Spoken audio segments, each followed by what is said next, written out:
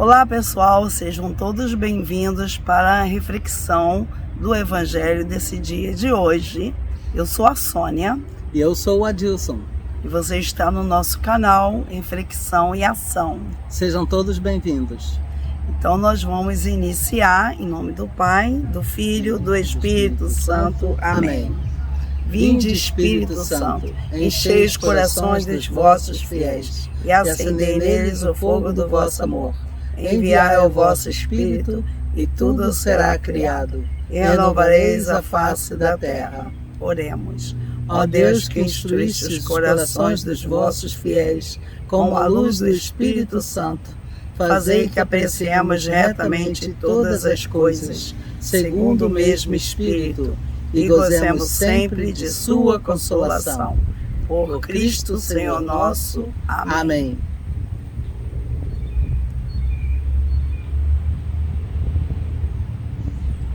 Então, hoje, a igreja celebra a festa da bem-aventurada Virgem Maria, Mãe da Igreja. Então, essa festa foi intitulada pelo Papa Francisco em 2018.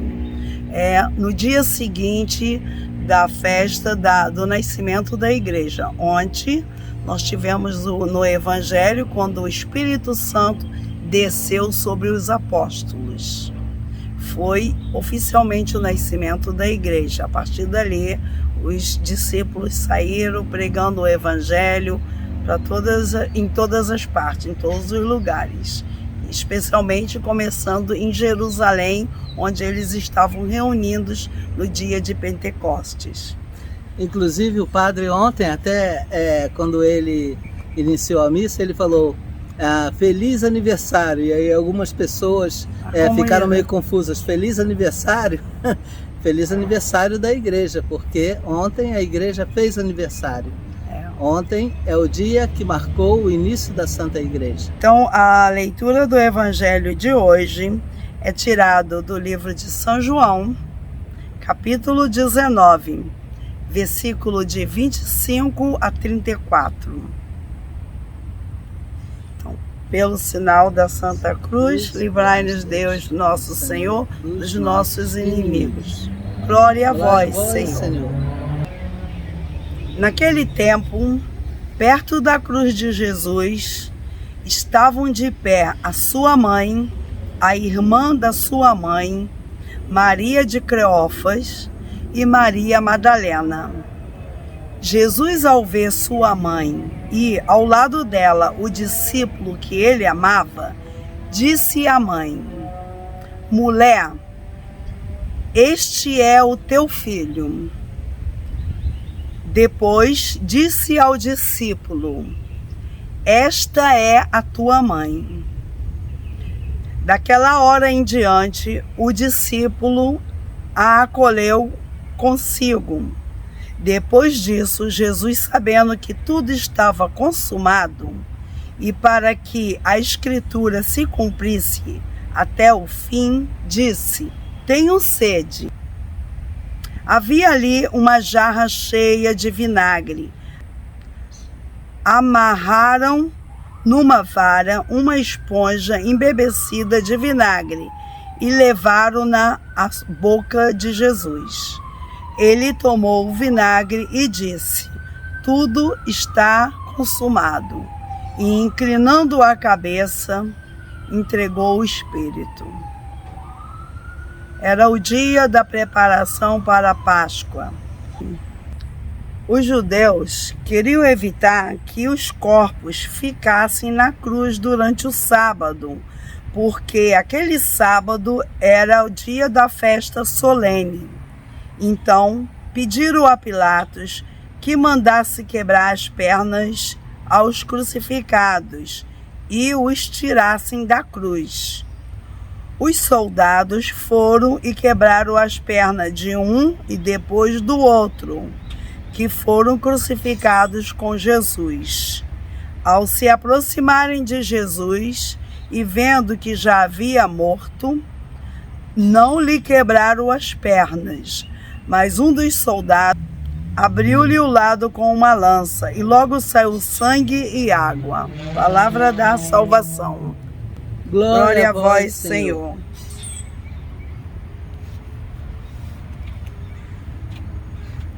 Um momento clave na nossa igreja, né? Na história da salvação. O momento em que Jesus, crucificado, já prestes a morrer, ele tinha que complementar a Escritura, como ele mesmo disse. Depois que ele fez esse ato, ele disse: tudo está consumado. A importância que havia dele fazer isso antes de morrer, antes de partir desta vida, é o que prova, é o que mostra o quanto é importante que isso seja parte da nossa história da salvação, que Maria foi dada como mãe da igreja e São João, naquele momento ali, está representando toda a humanidade. Realmente, assim, essa festa de hoje foi muito bem pensada pelo nosso Papa, né? Porque após Pentecoste, ele colocar como a bem-aventurada Virgem Maria, mãe da igreja, né? Então, assim, como mãe, como a nova Eva, como a nossa mãe. Então, nesse evangelho a gente vê, está bem claro, quando Jesus fala: mulher, eis aí o teu filho, filho, eis aí a tua mãe. A gente sabe que realmente Maria não era mãe de João. E se Maria tivesse outros filhos, Jesus não precisaria entregar ela para João. Um dos irmãos de Jesus biológico cuidaria da mãe, não é? Porque certamente era assim que era. Então, a gente vê como que o Jesus que a gente vem refletindo sobre ele durante todo esse tempo, que é uma pessoa muito preocupada, que teve todo o cuidado de sempre deixar os discípulos amparados, tanto fisicamente como psicologicamente, né, e preparados para o que viria pela frente, né, sobre a vida difícil que eles teriam como seguidores de Jesus. E então, como que se Jesus se preocupa com o bem-estar dos seus discípulos, não ia se preocupar com sua mãe? Certamente. Então, ele se preocupou com Maria, ele a entregou, e está bem claro no Evangelho que o próprio João, São João, diz: a partir daquele momento, o discípulo cuidou da mãe de Jesus. Isso é sumamente importante, porque não foi uma outra pessoa que escreveu isso, foi o próprio João que escreveu isso. Ele foi testemunha, como autor do Evangelho. Ele foi testemunha ocular. Ele viu tudo que ele escreveu, ele viveu tudo, e essa é a experiência dele. Exatamente. Foi o que ele fez, né? Então, quer dizer que está bem claro que João cuidou de Maria até a sua morte. Nós sabemos que não está escrito na Bíblia, mas pela tradição a gente sabe que Maria ainda viveu 23 anos após a morte de Jesus. A tradição com T maiúsculo, como nós falamos no outro dia. Ela viveu 23 anos, então quer dizer, mais ou menos, se calcula que Maria tinha uns 39 anos, quando Jesus foi crucificado, e que ela morreu com uns 72 anos. É isso que nós sabemos pela tradição com T maiúsculo. E é bem interessante, assim, que ela é a bem-aventurada, que foi o Espírito Santo que inspirou Isabel para falar isso. Bem-aventurada és tu que acreditou. Ninguém pode negar. Algumas vezes nós deparamos com situações que pessoas vinham para a gente e diziam: vocês confessam com o padre, para o padre perdoar os pecados, só Deus pode perdoar os pecados. E, inclusive, assim, não só pessoas de outras religiões, né, nossos irmãos cristãos de outras igrejas pensam dessa maneira, porque nessas outras igrejas não tem um hábito de confessar o pecado com o pastor. Eles não têm sacramentos. E nós temos esse hábito. E ontem, o evangelho de ontem está extremamente claro sobre isso. Olha, sem nenhuma dúvida. Jesus soprou sobre os apóstolos o Espírito Santo e falou: aqueles que vocês perdoarem os pecados serão perdoados. Aqueles que vocês reterem os pecados, eles serão retidos. Então veja, Jesus passou essa missão que até então só Deus podia perdoar. Mas quando os apóstolos receberam o dom de perdoar os pecados, eles iam perdoar os pecados, mas é uma coisa que sempre foi bem clara. Um comum sacerdote, quando nos perdoa os nossos pecados, nós temos o hábito de nos confessar quando precisamos. E quando ele perdoa, ele não perdoa no nome dele, ele perdoa no nome de Jesus, no nome da igreja. Então, e de quem que ele recebeu essa ordem? Ontem, está bem claro no evangelho de ontem, Jesus, antes de mandar o Espírito Santo, falou isso. Então, certamente que esse poder que Jesus deu aos apóstolos de perdoarem os pecados não era só para os apóstolos. É claro que teria que passar adiante para os seus sucessores legítimos, que são os bispos, e os bispos delegam esse poder para os sacerdotes também, para que eles também possam, no lugar do bispo, perdoarem também os pecados em nome de Jesus, em nome da Santíssima Trindade. Mas aquele poder que Jesus deu aos apóstolos naquele dia de perdoarem os pecados não era somente para os apóstolos, senão os apóstolos morreriam e ficaria. E aí? Nós hoje em dia não teríamos essa graça de poder ser perdoados, né? Confessar os nossos pecados e sermos perdoados. Nós não teríamos essa graça, mas os apóstolos compreenderam perfeitamente que aquele poder que Jesus passou para eles de perdoar os pecados, eles teriam que também passar adiante para os seus legítimos sucessores. Exatamente. E por isso chegou até os nossos dias. E então a gente viu, eu falei assim, nossa, essa leitura está tão clara que Jesus delegou, Jesus passou para eles. Aqueles que vocês perdoarem, eles vão ser perdoados. Aqueles que vocês não perdoarem, não vão ser perdoados. E Jesus não disse, talvez vão ser perdoados, talvez. Não, vão ser perdoados.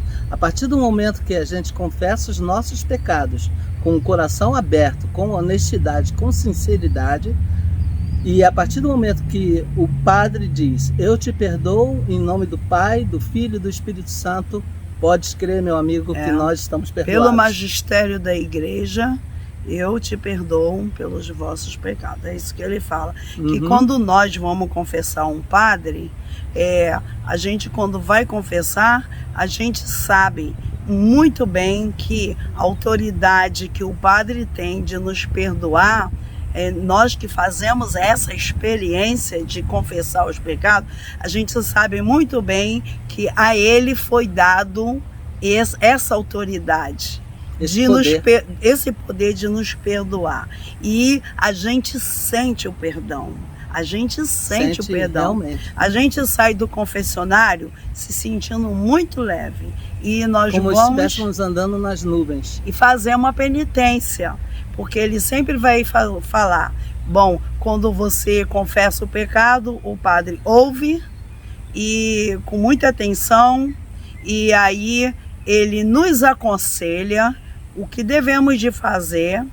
E uma vez que ele sabe que se você vai confessar, você está muito arrependido de ter pecado, você tem um propósito de não pecar mais. E você conta com a graça de Deus para isso. Mas se você pecar de novo, se for um pecado de confissão, você já sabe quais são os pecados que nós precisamos confessar. E aí voltamos, confessamos. E ele nos perdoa e nos dá uma penitência. Como Jesus, toda vez que Jesus perdoava, ele falava, vá em paz e não peque mais. Quer dizer, se eu vou me confessar que eu roubei um telefone de alguém, padre, Eu estou muito arrependida que eu roubei um telefone de alguém. Achei um telefone que tinha dono e eu não quis entregar. Então, quer dizer, como que o padre vai me perguntar? E eu fiquei com o telefone para mim. Padre, me perdoa? Não, você tem que ir lá e devolver o telefone. Aí você vai ser perdoado. Mas eu não posso ficar com uma coisa que não é minha. Não devolvi e dizer que estou arrependida. Então, por isso tem que ter um propósito, né? Tem que ter um propósito. Mas, bom, nós só quisemos abrir uma aspa para falar sobre a leitura de ontem, que deve de ficar bem clara. Tem uns pontos tão simples que poderia ser compreendido por todas as outras religiões e não haveria divergência, não haveria maneiras assim. Um entende de uma maneira, outro de outra, que separa a gente. O que acontece é que eles não querem entender, essa que é a verdade. Bom, porque quem entender vai se tornar católico. Será? Pode ser mesmo, porque realmente, olha, esse ensinamento sobre o perdão, o padre ganhou de Jesus a autoridade para perdoar. E sobre a Maria, se Maria tivesse outros filhos, por que Jesus entregaria? Qual o filho que ia deixar o irmão sozinho morrendo na cruz? Sofrendo do jeito que Jesus sofreu e não ia estar ali para suportar, segurar, amparar a sua mãe. Isso porque é olha as dores que aquela mãe deve ter sentido. Qual a mãe que não ia sofrer terrivelmente vendo um filho passar por tudo que Jesus passou? Então Maria sofrida, então os irmãos de Jesus sumiram, correram todos? Não ficaram lá no pé da cruz para amparar? Nem para prestar uma solidariedade ao irmão que estava sendo morto de uma maneira tão cruel, né? Crucificado. Né? Nem por isso, nem pela mãe deles que estava ali sofrendo aos pés. Olha, me desculpe, mas é inconcebível alguém pensar que Jesus teve irmãos porque um evangelho falou: a sua mãe e teus irmãos estão lá fora, querem falar contigo.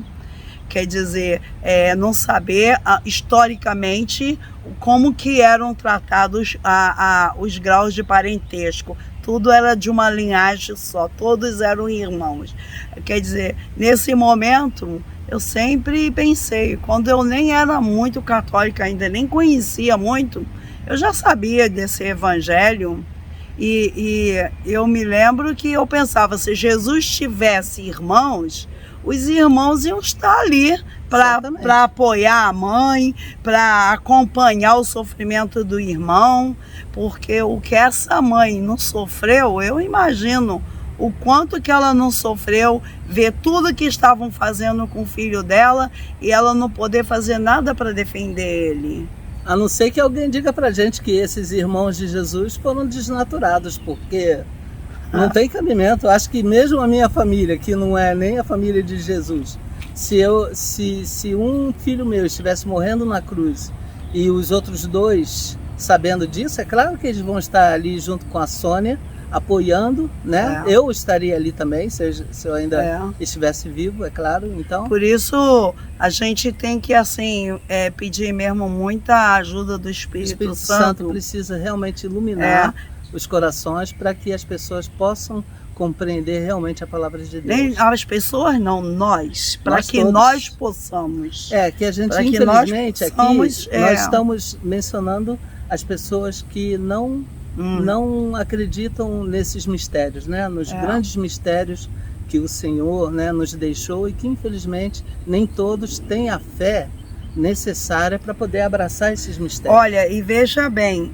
seria se alguém declara que um padre não pode ouvir a confissão, que um bispo não pode ouvir. Bom, eles são os sucessores dos apóstolos.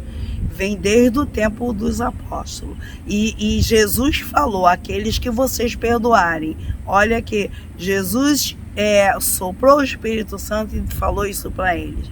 Agora, se alguém diz que isso não é possível, então está duvidando da palavra de Jesus. Está duvidando de Jesus. Se a gente duvida disso, duvida do que Jesus ensinou. Estamos ensinando um evangelho diferente. E ao mesmo tempo também está duvidando do Espírito Santo. Estamos da duvidando. Força, do poder do Espírito Santo. Quem nega que o sacerdote tem o dom de perdoar, não lê aquele evangelho que foi lido ontem, no dia de Pentecostes, quando Jesus apareceu e eles estavam reunidos em Jerusalém e soprou o Espírito Santo sobre Acontece eles. uma coisa, ou eles ignoram essa parte totalmente, para não ter que lidar com isso, ou eles fazem uma interpretação totalmente diferente. Pois é, mas como que vai interpretar diferente se Jesus foi claríssimo? Claríssimo. Ele falou: aqueles que vocês perdoarem serão perdoados, aqueles que vocês não perdoarem não serão perdoados. Como que alguém pode? Jesus falou claro. O que nós vamos entender daí? É para refletir, e entender que isso faz parte dos ensinamentos que Jesus deixou, foi algo que ele falou. E se a gente realmente ama Deus, a gente vai procurar conhecer a verdade e vai procurar viver tudo aquilo que Jesus nos ensinou. Bom, a gente deve pedir sempre a assistência, a ajuda do Espírito Santo para entender a Bíblia, e porque a gente quer acreditar diferente, a gente não deve dar interpretação diferente, porque a gente quer participar de denominações diferentes, mas a Bíblia não muda não, ela é a mesma, tem que ser entendida da maneira que ela foi escrita, né? Então, seja de qual denominação seja o cristão, mas desde que ele não dê interpretações diferentes para a Bíblia de uma maneira que essas interpretações destoam a verdade, né? Porque a verdade está aí, olha, está nua e crua. Jesus disse que eles poderiam perdoar os pecados. E eu me lembro de uma passagem quando puseram um coxo que entrou pelo telhado numa maca e Jesus falou para ele: os seus pecados estão perdoados. Todos que estavam ali, os judeus, os fariseus, falaram: quem é esse para perdoar os pecados? Só Deus pode perdoar os pecados. Aí Jesus falou: o que é mais fácil para mim dizer? Pega sua cama e levanta e anda, ou seus pecados estão perdoados? Então Jesus perdoou porque Jesus tinha esse poder. E foi em nome desse poder que Jesus passou para os seus discípulos. Jesus tem esse poder e ele tem a autoridade de passar esse poder para quem ele quiser. E foi o que ele fez com o grupo que ele escolheu para continuar a missão dele. Ele transmitiu tudo para eles que ele podia, porque ele ia sair do mundo e eles iam continuar a missão. E não iam estar sozinhos, é o Espírito Santo, né? A gente que acredita nos sacramentos, que são os canais, os meios visíveis, que recebemos o Espírito Santo nas etapas da nossa vida, e a gente que acredita nisso, a gente sabe que quando o sacerdote impõe as mãos e fala, né, pelo magistério da igreja, eu perdoo os seus pecados em nome do Pai, do Filho e do Espírito Santo. Quando faz o sinal da cruz, a gente sabe que naquele momento é o Espírito Santo que está agindo. O sacerdote é um instrumento. E a prova é a maneira como a gente sai ali do confessionário, né? A gente sai como que estivesse andando nas nuvens, a gente se sente leve, tranquilo, em paz, nosso coração fica realmente pacificado, a gente se sente renovado. Como se a gente estivesse passando a limpo a nossa vida, né?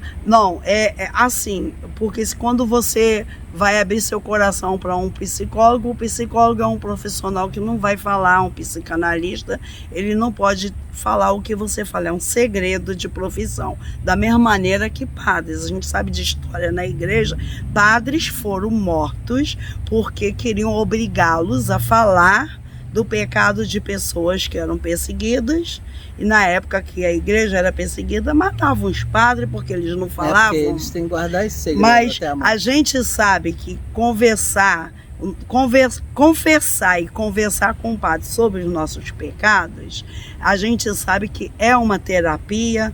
O pecado pesa, ele atormenta o nosso ser, porque quando você faz algo que não deveria fazer, como você se sente? Miserável, mal, pesado, é algo horrível.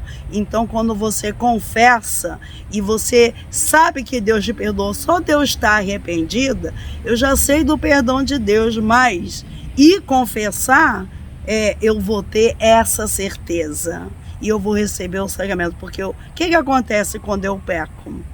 Eu desligo, o pecado faz a gente quebrar a comunhão com Deus. A confissão, ela reata essa comunhão. Exatamente, por isso que também é chamada de reconciliação. E sacramento da cura. O sacramento da confissão é um dos sacramentos da cura, porque a gente se sente curado. Uma vez que você é perdoado, que você também se perdoa e que você sabe que aquilo te custou muito e que você não quer mais fazer aquilo, cometer aquele mesmo ato, e você é acolhido, você sai dali muito feliz. E é de graça. A gente não paga para fazer isso, né? Você não paga e você tem realmente, você recebe o Espírito Santo. Quando você vai num psicólogo, você não recebe o Espírito Santo, não. Você vai receber uma assistência profissional. No máximo, um conselho. Você vai sentir paz de espírito, mas o Espírito Santo é só no confessionário, né? A verdadeira cura está no confessionário. E nesse evangelho daqui de Maria como nossa mãe, não temos dúvida que ela é a nova Eva. Ela foi o contrário do que Eva foi. Assim como São Paulo chama Jesus do novo Adão. Por um homem entrou um pecado no mundo e por um outro homem saiu o pecado do mundo. Quer dizer, por uma mulher entrou a desobediência no mundo, porque quando Eva pecou, ela desobedeceu a Deus. E Maria foi totalmente o contrário de Eva, totalmente obediente a Deus. Então, obediente, a serva do Senhor, realmente pensar em Maria dá muita alegria no nosso coração. Temos falado sobre isso aqui, né, todos esses dias. Pensar nela dá muita alegria pela obediência dela, pelo exemplo de fé, por ela ser a mãe do Senhor. Só o fato dela ser a mãe do Senhor. E agora é nossa mãe também. Só o fato dela ser a mãe do Senhor. Né, a partir daquele momento ali na cruz, ela passou a ser nossa mãe também. E que grande honra a gente ter Maria como nossa mãe no céu. Veja, esse dia de hoje é um dia muito especial porque a igreja acrescentou essa festa no seu calendário litúrgico. Foi muito bem pensado. Muito bem. O Senhor inspirou o Papa para fazer isso por nós, né? Porque precisava mesmo de ter essa festa litúrgica. Sim, muito importante. Da bem-aventurada Virgem Maria, a mãe da igreja. Ela é mãe da igreja, ela é a mãe do Senhor, o Senhor fundou a igreja, ela é a mãe da igreja, ela é a nossa mãe. Lembremos mais uma vez, São João, ali aos pés da cruz, está representando todos nós, toda a humanidade.